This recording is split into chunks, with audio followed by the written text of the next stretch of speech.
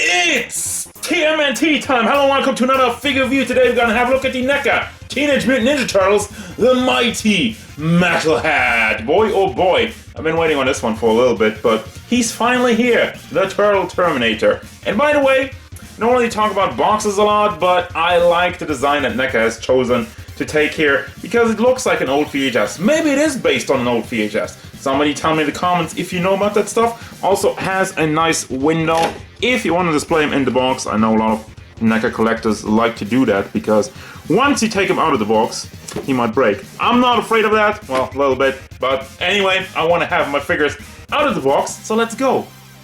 Oh boy, I can tell you right away, handling this guy is a lot of fun because he's big and chunky, so I think he's a lot more stable, a lot less easy to break than a lot of other Neca figures. Standing at about 16.5 centimeters to the top of his head. So yeah, he is deceptively big, so 6.5 inches tall for your size comparisons. Here's Jolter, Super 7 Leo, Neca Raph, SH Figuarts Donatello, and Darkseid. Now here's the big question, is this thing cartoon accurate? And the answer is...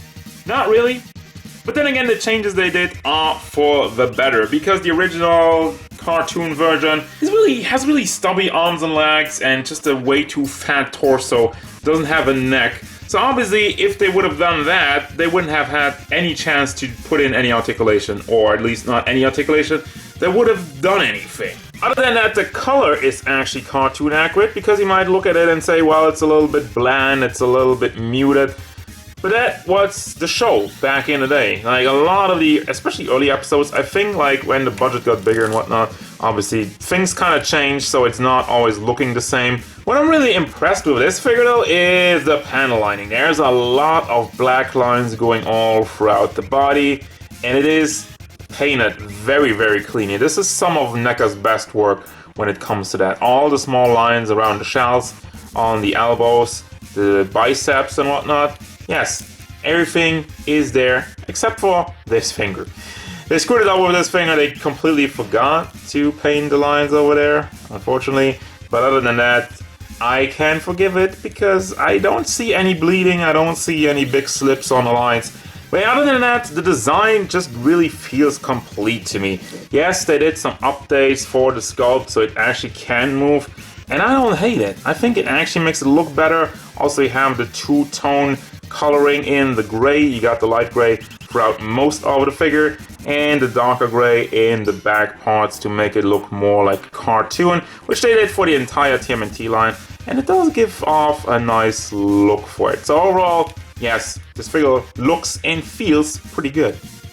But what about the articulation? It's alright. The head moves back, forward, does tilt side to side a little bit, and it does go all the way around. As with every Neca figure, I recommend heating it up before moving it around so it doesn't break off. For the shoulder, you have the ball hinge over there, which is fairly nicely hidden. It does move up, and it does move all the way around without a hitch. Bicep swivel. There's a big ball hinge hidden under that armband. And another hinge in the hand with the rounded off peg, so it does have some very good motion. As I showed you, you have some hinges for the window titties. And you actually have a swivel in the chest area, these mad lads. It looks good, it is pretty seamless, and it doesn't really break up the skull. Obviously it's covered up by the belt, but hey, it's good. Then you have this little switch on the back, which does go up and down. The legs are connected via a ball and covered up, so as such it does go out, doesn't really go forward that much because of the sculpt. If you rotate it a little bit, you do get a little bit more. It does go to the back, and you can rotate it on the thigh. You have a swivel on the upper part of the knee, double hinged knees, which are a little bit stiff, so give me a second to move those up. There you go. And the foot is on a nice hinge, goes back, forward, and it does tilt side to side. You have to use a little bit of force, but very stable and just overall pretty nimble for such a big bulky dude. For your accessories, you got a couple of things that you just drape over his hand. You have the vacuum cleaner, which is nice and cartoony, a little bit colory. You have some orange in there in the sack and some gray for the rest of it. Even like the little screw in there is nicely painted with a little bit of metallic, and the line work is clean just like it is for the rest of the figure. Then you have a drill where the line work isn't as clean, unfortunately. I don't know what happened. They did it for all the other things of the figure, but yeah, it is a drill. It looks still okay and it is pretty sharp. Watch out for that. You have a gun which you plug into his chest. That's why he kind of has the little hole in the chest area where you open the windows.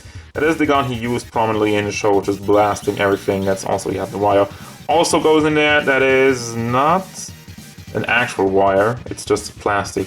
Then you have hands, you got fist hands, closed fist hands, and grabby hands to round off all your posing options.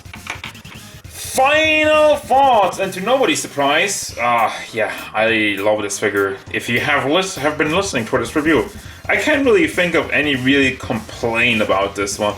Yes, some of the panel lining is a little bit weird, mostly on the drill, but other than that, panel lining's good, Payne's good, Articulation's good, and yes, this isn't 100% cartoon accurate, but I like what they did with it. I actually think they improved the design and made it better for figures, so I'm not hating on it. So that's gonna do it. Yes, I do recommend this Metalhead figure. It's an amazing addition to the TMNT line, has a size, has a look, everything you need. So happy I got it, and I will recommend it to you guys as well. That's gonna do it, guys. As usual, thank you very much for watching. Don't forget, if you enjoyed this review, hit it up with a like and subscribe to the channel so you can stay tuned for more figure reviews, card game stuff, and whatever Metalhead wants. Nothing really.